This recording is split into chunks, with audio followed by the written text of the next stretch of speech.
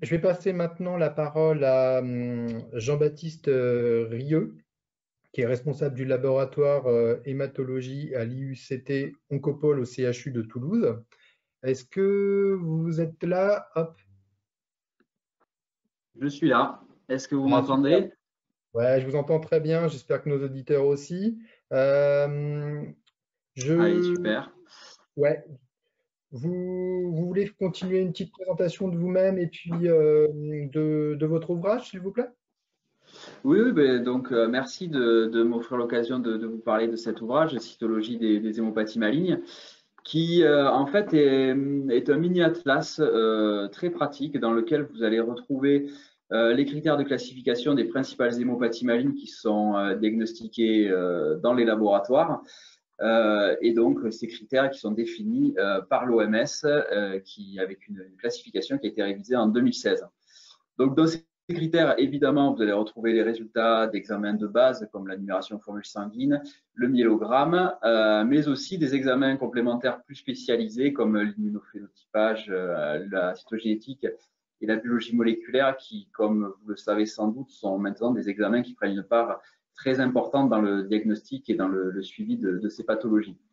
À côté de ces critères diagnostiques, on va aussi avoir une part très importante de description qui va s'attacher à détailler de manière précise les anomalies cytologiques telles qu'on les rencontre au laboratoire lorsqu'on regarde un frottis sanguin ou médulaire d'un patient atteint d'une de ces pathologies. Donc, pour chaque anomalie décrite, vous allez également avoir des images qui sont légendées de très bonne qualité, puisqu'elles sont toutes issues du programme de formation médicale continue IMAT-Image. Et donc, c'est ce côté descriptif, finalement, qui fait vraiment la singularité de cet ouvrage, parce que par rapport à d'autres livres plus généralistes et théoriques concernant l'hématologie, là, on va réellement y amener un côté pratique, paillasse de laboratoire.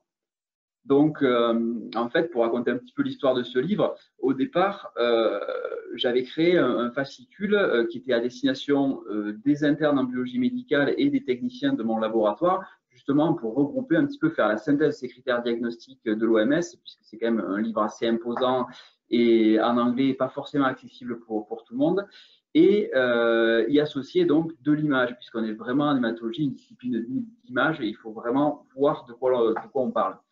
Et donc, depuis la révision 2016 de l'OMS, je le distribuais gratuitement à mes internes. Et petit à petit, mes internes ont grandi, sont devenus biologistes dans différents laboratoires privés et publics. Et donc, du coup, j'ai eu une demande un petit peu forte par rapport à ce fascicule qui était vraiment réservé à un usage très, très privé dans le cercle du CHU de Toulouse. Et donc, j'ai demandé aux éditions JLE s'ils étaient intéressés pour le publier. Et c'est comme ça que, donc, cette année, cet ouvrage est né. Donc, au niveau du public, vous l'aurez compris, cet ouvrage va principalement être destiné aux professionnels de santé qui travaillent dans les laboratoires de biologie médicale, donc qu'ils soient biologistes médicaux, internes ou techniciens de laboratoire. Mais cependant, l'hématologie reste quand même une discipline mixte qui est à la fois biologique et clinique.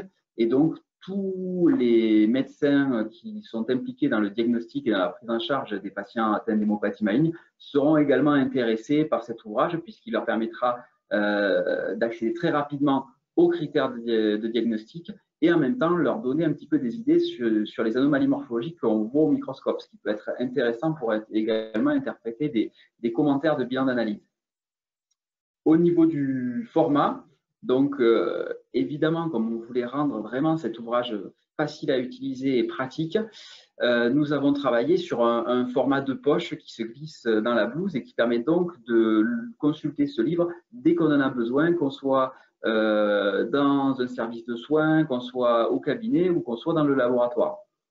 L'ouvrage est découpé en chapitres de façon assez simple puisque chaque chapitre correspond au grand groupe d'hémopathie maligne, toujours selon la classification OMS. Donc, vous allez retrouver un chapitre sur les syndromes myélodysplasiques, un autre sur les syndromes myéloprolifératifs, les leucémies aiguës, les lymphomes, etc., etc. Et au sein de chaque chapitre, vous allez avoir une fiche par pathologie, à l'intérieur de laquelle vous aurez donc les critères diagnostiques OMS, la description cytologique et les photos qui illustrent ces anomalies cytologiques.